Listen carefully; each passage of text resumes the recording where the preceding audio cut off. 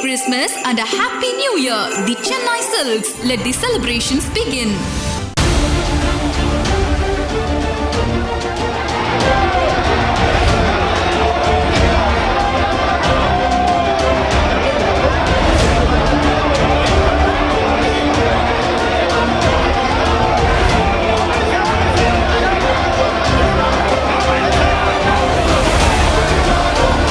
நாடாளுமன்ற வளாகத்தில் தம்மை பாஜக எம்பிக்கள் கீழே தள்ளிவிட்டதால் தமக்கு முழங்காலில் காயம் ஏற்பட்டுள்ளதாக லோக்சபா சபாநாயகர் ஓம் பிர்லாவுக்கு ராஜ்யசபா எதிர்க்கட்சி தலைவர் மல்லிகார்ஜுனா கார்கே கடிதம் அனுப்பியுள்ளார்.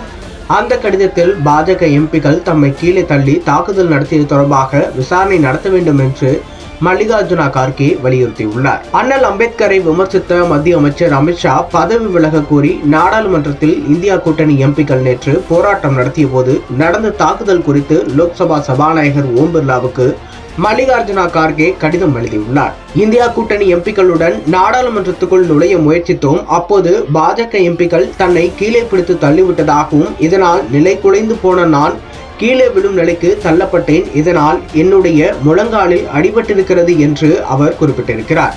ஏற்கனவே முழங்காலில் அறுவை சிகிச்சை செய்த நிலையில் இந்த காயம் ஏற்பட்டுள்ளது. இதனை அடுத்து காங்கிரஸ் எம்பிக்கள் ஒரு நாற்காலியை கொண்டு வந்து தன்னை அமர வைத்ததாக மல்லிகார்ஜுனா கார்கே குறிப்பிட்டுள்ளார். நாடாளுமன்ற வளாகத்தில் தன் மீது தாக்குதல் நடத்தப்பட்டது தொடர்பாக உரிய விசாரணை நடத்தப்பட வேண்டும். இது என் மீதான தனிப்பட்ட தாக்குதல் அல்ல, நாடாளுமன்ற ராஜ்யசபா எதிர்க்கட்சி தலைவர் மீதான தாக்குதல், அகில இந்திய காங்கிரஸ் கட்சியின் தலைவர் மீதான தாக்குதல். ஆகையால் இந்த சம்பவம் தொடர்பாக உரிய விசாரணைக்கு உத்தரவிட வேண்டும் என்று அந்த கடிதத்தில் மல்லிகார்ஜுனா கார்கே தெரிவித்துள்ளார். மேலும் பாஜக எம்பிக்கள் பதாகைகளுடன் கடினமான தடிகளையும் கொண்டு வந்திருந்தனர். அந்த தடிகள் மூலம் இந்தியா கூட்டணி எம்பிக்களை பிடித்து தள்ளிவிட்டனர் என்று தமது சமூக வலைதள பக்கங்களில் மல்லிகார்ஜுனா கார்கே குற்றம் சாட்டியுள்ளார்.